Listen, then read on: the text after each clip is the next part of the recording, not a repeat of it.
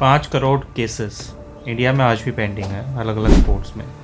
और ये बेसिकली इसी चीज़ पे अभी एडिटोरियल आया है यूपीएससी का कि आपकी जो प्रेसिडेंट है द्रौपदी मुर्मू, उन्होंने अटेंशन की है इस पे ताकि ये इशू है इंडियन जुडिशियल सिस्टम में ठीक किया जा सके। जो फ्रीक्वेंट ग्रांटिंग है आपकी एडजर्मेंट्स की, जो आपका डेट है आगे बढ़ा दी जाती है किसी चीज़ को लेके, जो कंटिन्यू करता है कि कंट्रीब्यूट करता है सिग्निफिकेंटली केस पेंडेंसी में। जो डिले है आपके अंडरमाइन करता है जुडिशियल एफिशिएंसी को और पब्लिक कॉन्फिडेंस को लीगल सिस्टम में।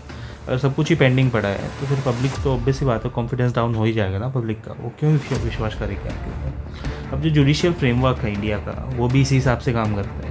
जो इंडिया का जस्टिस सिस्टम्स है, civil code of civil procedure के ऊपर बेस्ड है और क्रिमिनल प्रोसीजर कोड उसके ऊपर बेस्ड है, जिसमें आपकी कॉन्स्टिट्यूशनल और एपेलेट जुडिक्शंस होती हैं जो आपके सुप्रीम कोर्ट और हाई कोर्ट के अंदर होती है। ट्रिब्यूनल ने इंट्रोड्यूस किया है 1976 में हैंडल करने के लिए स्पेसिफिक लार्ज मैटर्स को, जिसमें आपके सिग्निफिकेंटली रिड्यूस की जा सके पेंडेंसी। अब कोशिश क्या है डिले होने की। देखो, लोअर जजमेंट है टू पॉपुलेशन रेशो है। इंडिया में 21 जज हैं पर मिलियन पीपल और below. In the law commission recommended as a 50 तो लॉ कमीशन ने दिया है, लेकिन है आपके पास खाली 21 ही। ठीक है, वैकेंसीज क्या है, about 30% of the high court positions है वो खाली पड़ी हुई हैं 24 के according. Unassessed legislation, new laws हैं पास किए गए हैं without evaluating their judicial burden. आपके सीधा पास कर देगी, इसको लेना देना नहीं है। ओवर बर्डन जुडिशरी हैंडल कर दिया administrative task along side of the cases, जिसका बेसिकली इशू क्या है आपकी काफ़ी सारा काम पेंडिंग रह जाता है, काफ़ी सारी दिक्कतें होती हैं वो।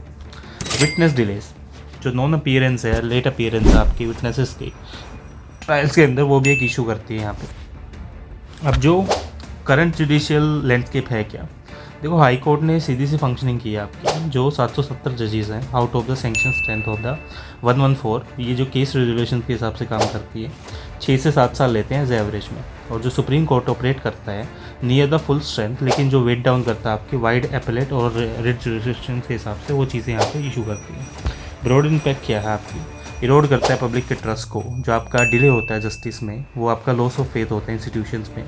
जो एक्सेस होती है आपकी जस्टिस की, मार्जिनलाइज कम्युनिटीज़ की, वो सफ़र करती है चीज़ों में।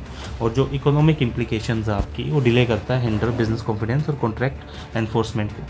अब गवर्नमेंट का इनिशिएटिव्स क्या, नेशनल जुडिशियल इंफ्रास्ट्रक्चर प्लान है जो अपग्रेड करता है आपकी कोर्ट की फैसिलिटीज़ को।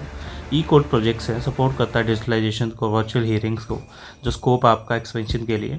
ट्रिब्यूनल सिस्टम है जो आपका सेटअप करता है जुडिशियल और बर्डन को, जो इफेक्टिवनेस आपकी यहाँ पे मिक्स की जा सके। और जो परसिस्टेंट चैलेंजेस हैं, जो अनफिल्ड वैकेंसीज आपकी जुडिशियल अपॉइंटमेंट के हिसाब से वो बैकलॉग होता है उनका। और जो lack of judicial impact assessments हैं, जो लॉज आप कनेक्ट करते हैं विदाउट अंडरस्टैंडिंग, ये स्ट्रेन करते हैं जुडिशरी को।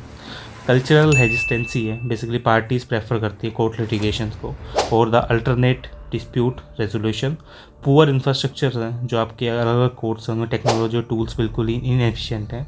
आपकी जजेस ओवरलोड हैं, जो आपके स्लोअर वर्डिक्स हैं वो नॉर्मल अपील्स की वजह वो बेसिकली इशू करते हैं।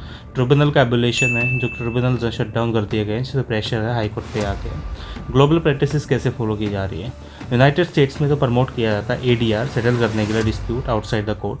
यूके में एम्फसाइज किया जाता है प्री ट्रायल प्रोटोकॉल्स और केस मैनेजमेंट। सिंगापुर यूज़ करता है कोर्ट टेक एक्सपर्टाइज करने के लिए हियरिंग को, रिड्यूस करने के लिए डिलेस को। वे फॉरवर्ड क्या हो सकता है, स्ट्रेंथ करो जुडिशियल कार्डर को, आप रेस करो just to population ratio global match marking पे। स्टार्ट करो जुडिशियल अपॉइंटमेंट प्रोसेस प्रिवेंट करने के लिए गैप्स को। इंस्टीट्यूशनलाइज करो जुडिशियल इंपैक्ट असेसमेंट्स को, और फॉलो करो बेसिकली आप अलग अलग कमेटीज़ की रिपोर्ट को। इसी हिसाब से आप अपग्रेड करो कोर्ट का इंफ्रास्ट्रक्चर, जिसमें आपकी ई filing, video conferencing, case management system, ये सारी चीज़ें हो। डिप्लॉय करो टेक्नोलॉजीज़ को, जिससे आपके एडमिनिस्ट्रेशन फंक्शन अच्छे से हों। और कब करो एडजर्नमेंट कल्चर्स को, ताकि स्ट्रिक्ट लिमिट लगाई जा सके एडजर्नमेंट पर। और मॉनिटर करो रेगुलेटरी फ्रेमवर्क को। यही सारी चीज़ें हैं जिससे थोड़ा बहुत ठीक किया जा सकता है। बाकी यूपीएससी के रिलेटेड सारा कंटेंट इस चैनल पर फ्री में आने वाला है। मिलते हैं नेक्स्ट वीडियो में, और आपकी एक स्टैंड जो आपकी बेसिकली नॉलेज है वो भी एनहेंस होगी यहाँ पे बात करके। मिलते हैं नेक्स्ट वीडियो में।